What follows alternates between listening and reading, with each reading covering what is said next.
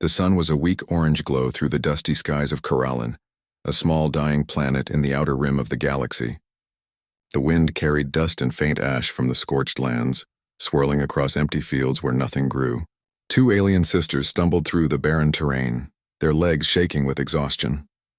Lyra, the younger sister, clutched her stomach and whimpered, her large violet eyes brimming with tears.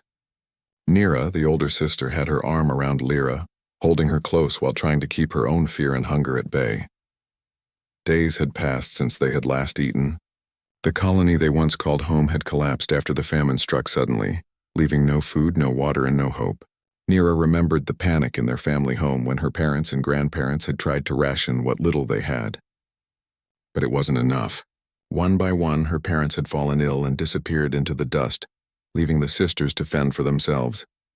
Lyra had never been strong like Nira, and now, without proper food, she had become weak and pale. Nira scanned the horizon. In the distance, the faint outlines of a human colony shimmered, strange and metallic against the dull landscape. Humans. She had heard stories from traders years ago. Humans were strong, clever, and sometimes dangerous. But they also had food, shelter, and medicine. Nira looked at Lyra, who was trembling and knew she had no other choice. Survival meant risk. Lyra, we must go to them, Nira said softly, trying to keep her voice steady. They have food. They can help us. Lyra shook her head weakly, tears sliding down her cheeks. They will not want us. They will not help. Her voice was barely a whisper. They must, Nira said firmly. I cannot lose you too. The sisters began their slow trek toward the human settlement. Every step was painful. Lyra's breathing was shallow and her small hands clutched her empty stomach. Nira carried what little they had, a torn piece of cloth, a small container of water that was already warm and bitter, and the few coins they had scavenged from the ruins. Hours later, as the sun dipped lower in the sky, Nira spotted movement near the edge of the colony. A human guard was walking along the perimeter, his uniform shiny and unfamiliar. Nira ducked behind a rock, holding Lyra close. Fear pulsed through her veins. She had never approached a human before, and now the lives of both sisters depended on this moment. Stay calm, Nira whispered. Let me talk. She stepped forward cautiously, raising her hands in a gesture of peace. The guard stopped, squinting at the strange aliens approaching. His weapon was lowered, but he did not speak. Nira's heart pounded. Please, she said, her voice trembling but steady. We need food, water, shelter. My sister, she is very sick. The guard stared, then turned and shouted something in a language Nira didn't fully understand. From the gates of the colony, another human emerged, a young man not older than 25 with kind brown eyes. He looked at the sisters with curiosity, then concern. I'm Ethan, he said slowly, in careful, measured words. You're alien. What happened? Nira hesitated. How could she explain everything in a few words? She pointed to Lyra, then rubbed her stomach. Lyra tried to speak, but no words came out, only weak whimpers.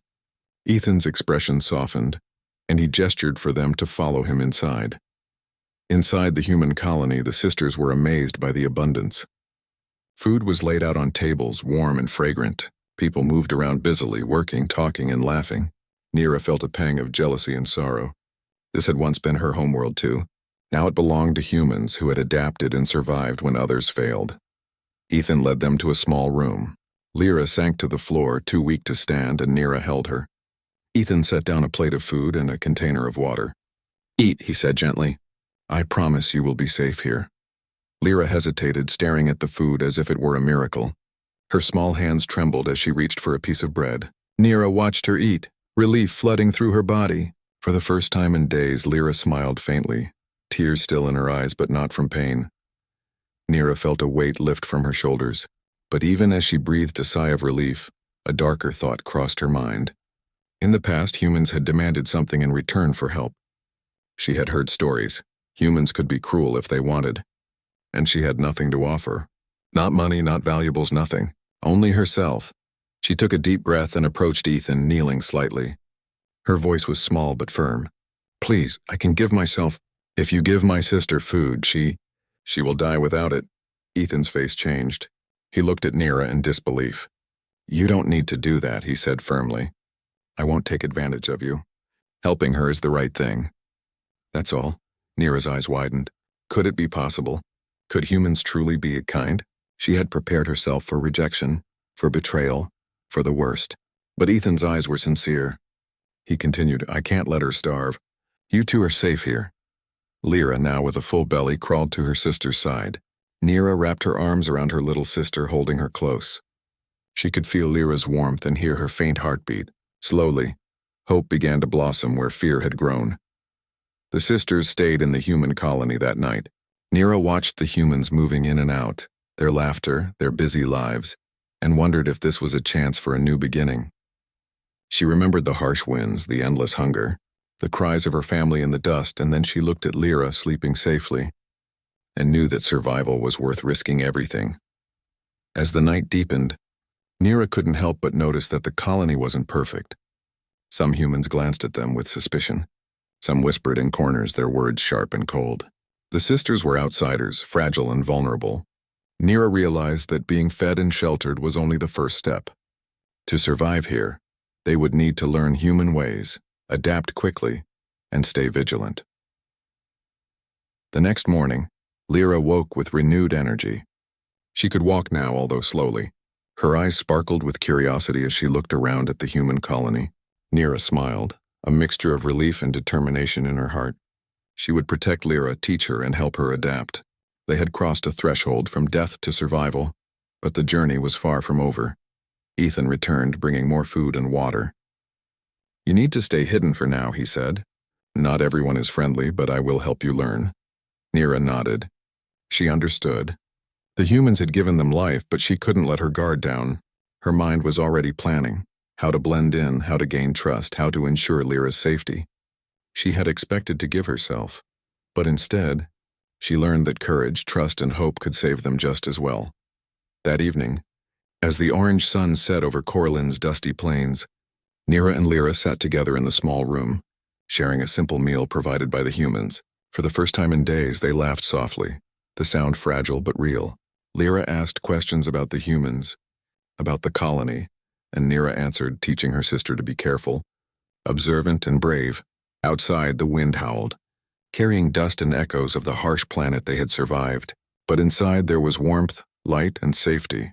Nira knew that tomorrow would bring new challenges, new lessons, and new dangers, but for now they had a chance. And that chance, she realized, was worth more than any sacrifice she had feared making.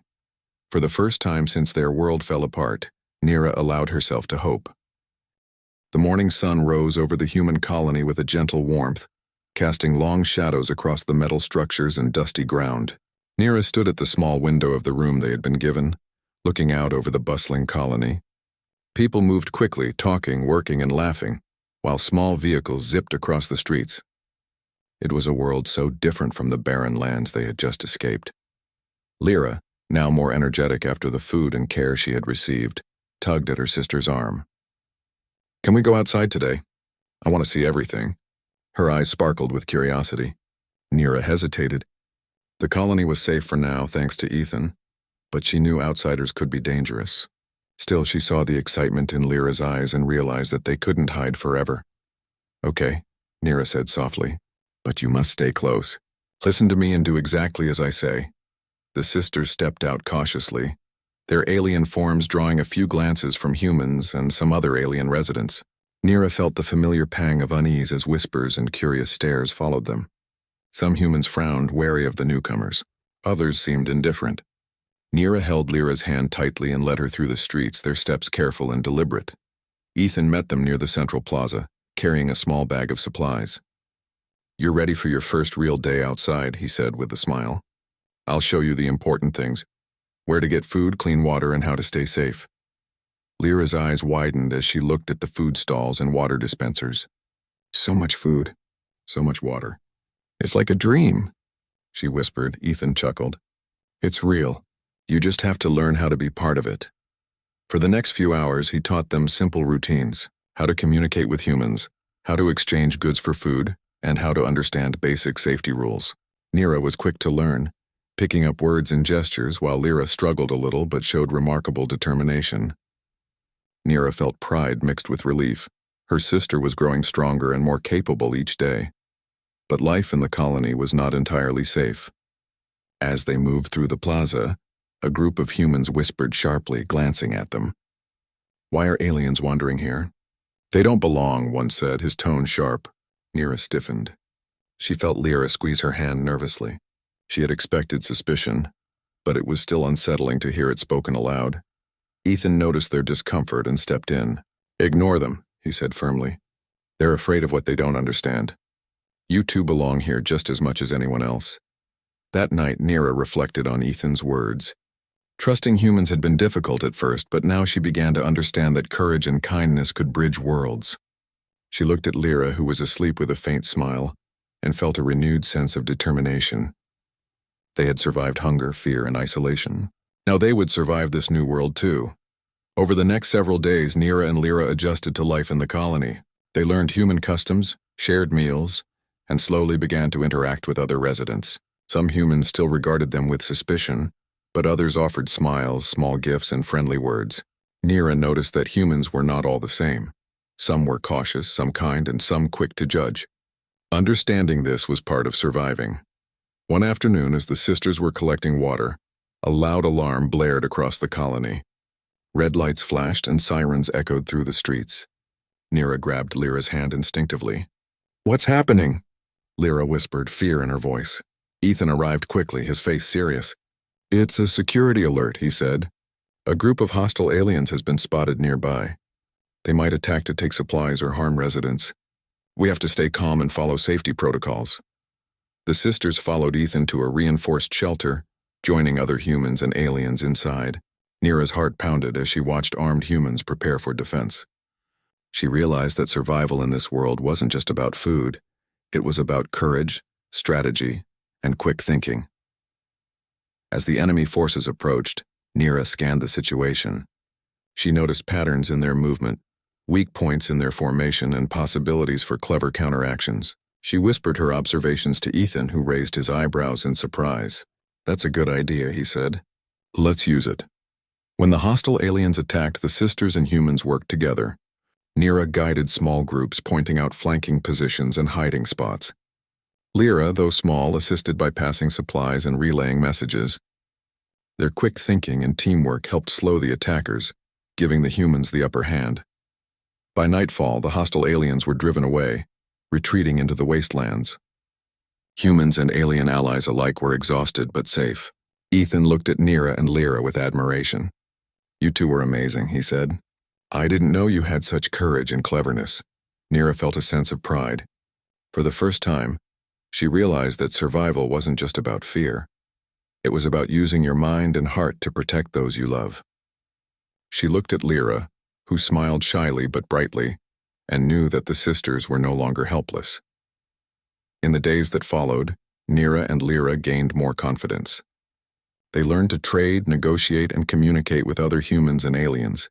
They began to be seen not as helpless refugees but as capable allies. Nira taught Lyra basic defense tactics, and Lyra's quick thinking impressed many. The sisters slowly earned respect in the colony, proving that strength came in many forms: courage, cleverness, and compassion. One evening, as they sat on a small balcony overlooking the colony, Nira reflected on how far they had come. From starving on a harsh, lifeless planet to being accepted and valued, their journey had been incredible. Lyra leaned against her sister, looking at the distant horizon. "Do you think we'll ever go back to our planet?" Lyra asked softly. Nira shook her head gently. "No, our world is gone. But this is our new home, and we can make it better. We can help others, survive together, and build a life here." Lyra nodded, a quiet determination forming in her eyes. "I want to help people like Ethan helped us." And so the sisters continued to grow stronger. Nira worked alongside humans and aliens to improve the colony's defenses, gather supplies, and create safer living conditions. Lyra learned to communicate fluently, help the community, and even teach younger alien children how to survive. Weeks turned into months, and the sisters became integral members of the colony. They were no longer seen as weak outsiders, but as brave, intelligent, and compassionate individuals. Nira realized that the kindness of humans combined with the sisters' determination had changed everything. What had begun as a desperate struggle to survive had transformed into a story of hope, courage, and unity.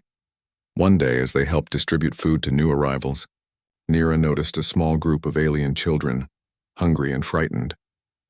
She looked at Lyra, who smiled knowingly. Together they approached the children, offering food, water, and comfort.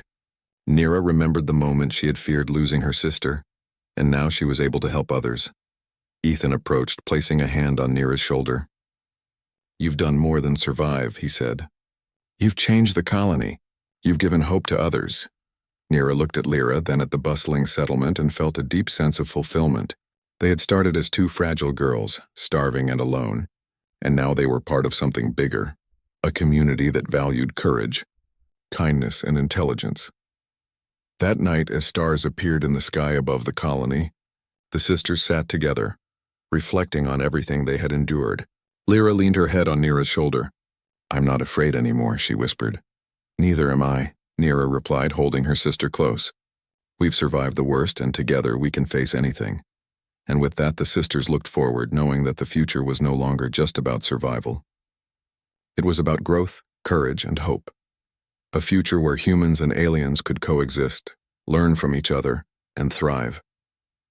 The desert winds of Coralline no longer carried fear and despair.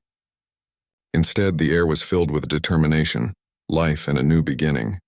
Nira and Lyra had found more than food and safety. They had found a home, respect, and the strength to change their destiny.